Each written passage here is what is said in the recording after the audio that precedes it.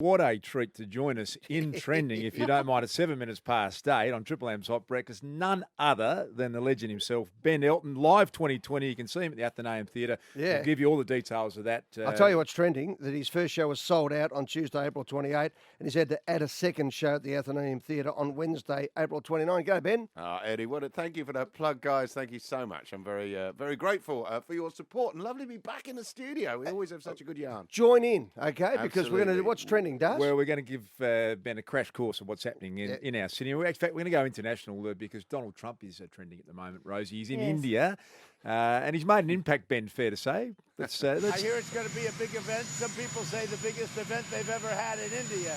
There you go. Biggest event ever.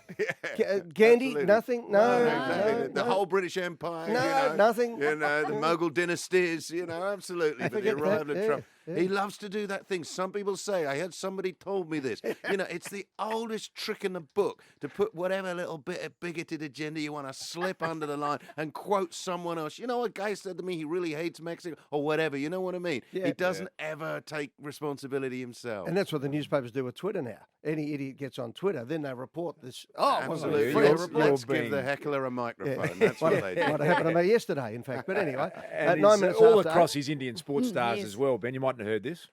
Where your people cheer on some of the world's greatest cricket players, from Sachin Tendulkar to Virat Kohli. You aware of Suchin's work, Ben? I think he mispronounced the name, or something. I'm not sure. What is Sachin, this? Sachin Tendulkar. Oh, right. Yeah. What's the story there? Just that he got it wrong. He just wanted to get the name, so he got a cheer. Thank goodness he didn't call cricket crikey. Your cricket is the greatest game that someone told me croquet is. The way they bowl in croquet. He just said, he's so shameless it doesn't matter. He'd be loving it. The fact we're talking about him is enough for him. Next. He's got form on it too, Ed, though, because he's into his fashion. Congratulations to everyone at Louis Vuitton. Jay-Z and his wife. Those words that Jay-Z said or that Beyonce said the other night. Beyonce. He didn't get the name of the Apple. Oh, his wife. His wife. Apple CEO's got a new name. You really have. I mean, you've really put a big investment in our country. We appreciate it very much, Tim Apple. That would be Tim Cook. But Ben, also his vice president, didn't get his name right either. Chuck Grassley was there, and Joni Ernst, and John Thune, and Mike Pounds, and so many, just a whole group of great people. That'd be Mike Pence. Mike Pence, not Pounds. Pounds. That's it. I mean, it almost feels like we're kind of skitting a senior. We're feeling bullying now. Do you know what I mean? Because clearly, when you put them all together, it's beginning, to look a bit vague. I'm 60. I have my senior moments, and it's funny. Suddenly it's obviously the most powerful man in the world. So it doesn't need a lot of sympathy from us. But you are beginning to wonder, are the screws beginning to loosen when you put them all together like that? True. And then Or you he think just doesn't care enough about people to. I think you've bother got to the right learn. take. I was just trying to be nice for once. There You are. You go for the hard take. I tell you what else is trending, and this is the fact that it's Kobe Bryant's memorial today, Rose. You don't hear a lot from the great Michael Jordan, but he was one of the speakers today. Have a listen to this. No one knows how much time we have. That's why we must live in the moment, enjoy the moment. We must reach and see and spend as much time as we can with our families and friends and the people that we absolutely love. I will live with the memories of knowing that I had a little brother that I tried to help in every way I could. Please rest in peace, little brother. Yeah, great to hear from one of the all-time greats. And his teammate Shaq has spoken as well in the past half an hour. The day Kobe gave my respect was the guys were complaining. Said, Shaq, Kobe's not passing the ball. I said, I'll talk to him. I said, Kobe, there's no I in team. And Kobe said, I know, but there's an in me in that mother. No I in team, but there is in champion, Daz. Correct. Now, Ben, you might be across this, but the biggest TV show in Australia at the moment is called Married at First Sight. Have you got any line of sight on Married at First Sight? Do you know what? I've never actually seen it. I'm presuming somebody sees someone and then marries them. Is this A whole group of them. Yes, can you that's it, imagine yeah. the pitch? I mean, they say a one-line pitch is all it takes, clearly, on that occasion. And you've got it on the money. Now, the trending headline is Married at First Sight, husband hit by diarrhea on camera. Oh, Well, that wasn't the most important thing Okay. last night, of course. That Yeah. was Steve the barber, who has a barber shop in Balaclava. Okay. A barber shop in Balaclava. Isn't that a Marx Brothers film? Be more interesting. But they've had intimacy week. The couples are living together. Intimacy They've week? never met each other before. They've got to are learn we to moving like towards each other. diarrhea here? I mean, where's No, the no. connection? What happens in Intimacy Week? Well, they get to know each other, Luke, Okay. but intimately, according to Steve. But this is my favourite bit. One of the husband's friends summed up the show beautifully last night. Now they're sitting there trying to kill each other with, with spoons. If only they were. That would be a much better show.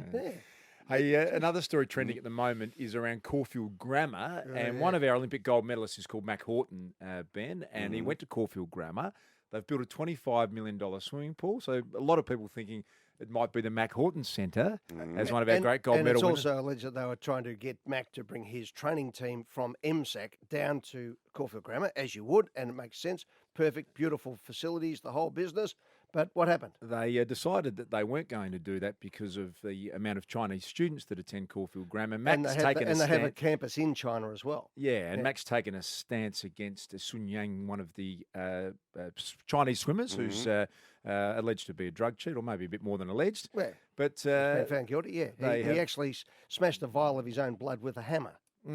Wow, that's a confession right there. I would have isn't it? thought so, You ain't yeah. checking my blood. Exactly, yeah. School refloats Horton pool plan after backlash at China cowardice is the headline this morning. So he's back in town, is he? Back in town, Mac. I reckon they should have the diving team down there at Caulfield Grammar. The backflip yesterday was unbelievable. Isn't it funny how this whole naming thing has become like with the Margaret Court and everything? Everybody's got a different view on any individual. So who is pure enough to be named? Who can? It's a very it's a new thing. This idea that when you take a great sport and then you look at every aspect of them. I'm not saying it's necessarily a bad thing. I think everyone has to take responsibility for what they've said, but definitely the sensitivities are far greater than they once were. And Whatever goes to the Academy Awards these days, they can't find a host anymore because of something. Because they might have tweeted something in the past, etc. He is without sin. Have they Cast the asked you, first Eddie? I stone. mean, they've been looking around. Oh no! I got a drive by yesterday for something, but anyway, yeah. So, Have they named anything after you, Ben? Is there a... No,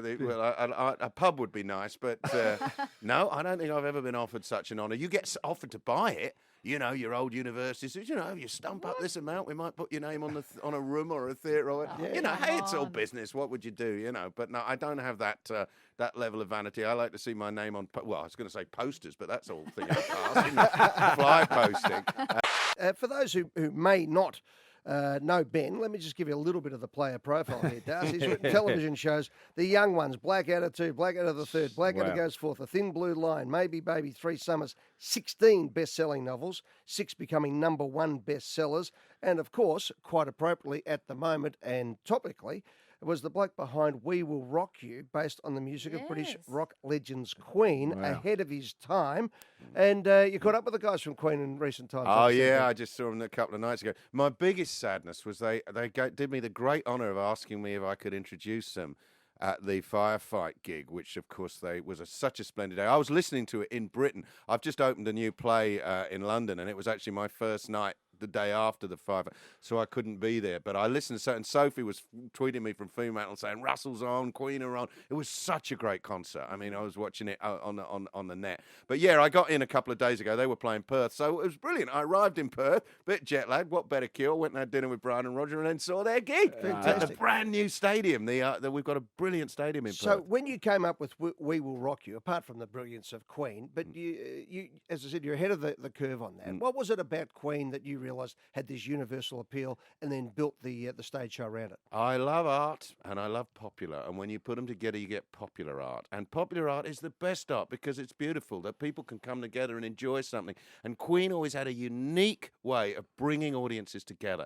They're music for everyone. You want to stand up, you want to wave your arms. It's anthemic, as they say, why so much of their music has become part of sports. And for me, when they approached me so many years ago and asked me to find a narrative structure for their work, the way they approached me was so clever. They said we wanted to be a comedy. Freddie always knew how to take the mick out of himself, and we've always been self-effacing. And the fact that they were uniquely theatrical and about the community of theatre and it's funny, the community of sports a very similar thing when everyone comes together and enjoys something together.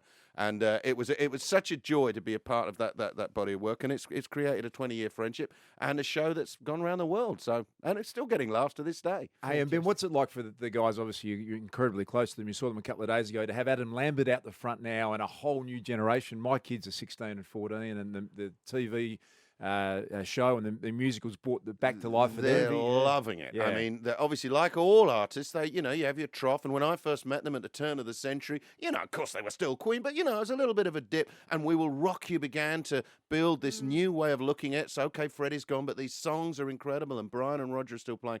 Obviously, the movie changed things up another notch altogether, and I have to say, Brian and Roger are loving it. They're playing stadiums again. Of course, they never imagined they'd be playing stadiums again. Yeah. And finding this unique vocalist, who I have to tell you opens the show with the appropriate and heartfelt tribute that, of course, he wants to make to Freddie. He said, I'm not here to replace Freddie. Who could ever replace Freddie? He said, I'm here as a fan like every other person in this stadium, but we're celebrating the music with the rest of the band. With Brian and Roger are here. Obviously, John doesn't play anymore. Adam makes a great contribution, but how clever I've got to say, like blowing my own trumpet here, they know how to choose their collaborators. They chose me, that's it, and now they've chosen Adam, and he is doing an incredible job. But just at the end of the Melbourne show, Brian looked so thankful. Like, I just couldn't get away from that feeling that they're just so thankful to still be doing this. He's a truly humble man. Of course, they have their pride and they have their knowledge of how good they are, but my goodness, they work so hard to do it. They're both at the top of their games as musicians. There's that moment in the show, spine-tingling moment when Brian plays Love of My Life acoustically and Freddie joins him on the screen and reaches out his hands, and it's if they touch across those 3 decades since Freddie gone. And they think about him every day. No, they're humble guys. They're grateful for what they've got, and they're grateful for the audience. But, I mean, it's give and take. The audience get what they want to. Hey, by the way, you mentioned the farewell look. I was touched by Elton John's, your namesake. Yes. His last longing look at the audience as he took his final curtain call on Saturday night at Amy Park, his last concert in Melbourne. Our special guest is Ben Elton, who's won 3 BAFTAs, 2 Laurence Olivier Awards, the Royal Television Society's Writers Award, the Golden Dagger UK Crime Writer of the Year Award, the Critics' Circle Award for Best Musical, Eurovision Golden Rose d'Or Lifetime Achievement Award. Making us all feel pretty ordinary, actually, to be honest. I don't see any Logies in there. I got them all on earrings, and I got one hanging from my necklace. I carry my awards at all times. I stroke them in moments of sadness. Ben, tell me about the new stage play in London. Oh, well, that's been really exciting. I never thought I'd get another chance at a hit sitcom on the BBC. For me, as a British comedy writer, a BBC sitcom is the holy grail, and I've been fortunate to have a few hits in the past. You kindly mentioned them earlier. I never thought I'd get another chance, but the BBC, round about Shakespeare's 400th anniversary, said, can you do something funny on Shakespeare? We want to make a funny So I wrote this sitcom about Shakespeare's private life, starring David Mitchell. I don't know, some of your viewers might know the Peep Show sitcom, but also Would I Lie to You? Anyway, great British satirist, great British comedian, and he plays Shakespeare. And a big hit, 3 series, 2 Christmas specials, and now I've done the live play, a live play, a sort of Shakespeare, a comedy in the style of Shakespeare, but with a lot of modern jokes. And it opened last Monday to 2 raves. They finally decided to let me get away with it. Can we get it out here? It'd be lovely, but of course, the sitcom's not really been shown. The wonderful days when we were so lucky as British comics where the ABC would pick up any UK hit and play it. Those were great days for us. I understand their budget's shrinking. They should and do spend their money on local comedy, and that's where they should spend it. But it makes it much harder to get something away over here. The days when it just got picked up are long gone. I'm the fortunate recipient of a lot of good Australian coverage, because in the old days they did show The Adder and the Young Ones and the Thin Blue Line. Hopefully they'll show Upstart Crow if anybody wants to know the title. Now, we claim you as half Aussie these days because you live in Perth. I am Aussie. I've been an Aussie citizen since about 18 years, and my wife's British. We're an international family. You are indeed, with your brother-in-law Luke Longley, one of our greatest ever basketballers. Absolutely. Hey, Ben, you mentioned you're overseas in London during the concert for the firefight. Yeah, I was concert. watching it on the net. Being overseas, can you give us an insight into people who know that you've got a great love and affinity for Australia, of what the feeling was like when Australia was alight? It's funny. As you know, we're all so parochial. You hear very little British news over here, vice versa. We all look at America and that's it. But yeah, the fires changed everything. People were upset. People were saying to me, are you okay? Are your family okay? Got so much of that. As for WA, where we are, Freo, we're very lucky we have a house down in Margaret River, but none was. We had a terrible fire there about 3 years ago. Yeah. Nothing was threatened this time. But yeah, there was a real feeling of solidarity and a feeling of great sadness. And I feel so sorry for young people. There's this apocalyptic vibe in the air at the moment that something's gone terribly wrong and the grown-ups don't seem to be even interested in fixing it. And I think that's terribly sad, and it's blighting young people's attitude to the future. And yeah, the fires, people couldn't believe it. They just think of Aussie as this great place where you have fun. And, you know, Kylie did that Christmas advert. I mean, I felt awful for the Aussie Tourist Board because they just did this huge push. Yeah. And all the news is the place is on fire, mate. Don't go there. Yeah. Yeah, look, it's a big international thing. And I think everybody's looking to Australia for, for all the bravery and the inspirational. But also, come on, guys, we all need to address the core issue here. And it's that the weather's changing. Sorry, but that's the truth. Hey, Ben, can I ask you quickly, and it's off topic and it's changing direction a little bit, but you read through your CV and your list of achievements and sold-out shows and everything's fantastic, but you did pick up on, we're talking about Kobe Bryant's memorial, and I suppose everyone out there goes, just imagine having a life like yours, but you're still a father and you're still, trying to balance the family life. How do you get all that you do and make that part of your life work as well? Life-work balance is a really important thing. He was so right, what Michael Jordan said, and what a beautiful tribute he made. For me, I've been very lucky. The reason I haven't toured for 15 years is because I was able to say, hey, I did a tour in 205. I missed my kids like almost their whole 5th year and 6th year. So I stopped touring and I just sat at home and wrote novels. So the last 10 years I've been sat in Freo, write 3 or 4 novels, do a bit of Queen every now and then or whatever. But I've been able to be a family man, and that was a decision that I was fortunate enough to be able to take. Not all parents can take that decision to be with their kids. The reason I'm back on the road, actually, is because the kids, the nest's empty. I'm sure they'll all boomerang back when they need a meal or their washing done. But at the moment, the nest's empty. And Sophie said to me, look, you really miss stand-up. Get out there and do it. And sure, it's funny. I flew through, I dropped in the Freo for only one night, saw Sophie and carried on. And it did feel a bit, oh, blimey, am I forgetting what really matters in life? But you know, you got to earn a living, and you've also got to get out there. The wheels and of do what commerce you have to keep turning. It's as simple as that. Hey Ben, we're going to get to our 8:30 news at about 8:45, so that's okay. But thanks very much, mate. No, it's not sorry for you. No, we just love talking to you, mate. Wednesday the 29th. The show itself, new material. All new material, and just as I toured in Britain in divided times, we're all worried over here. I'm hoping the healing power of laughter can bring us all together. That's my mission, and a lot of new material, a lot of new laughs.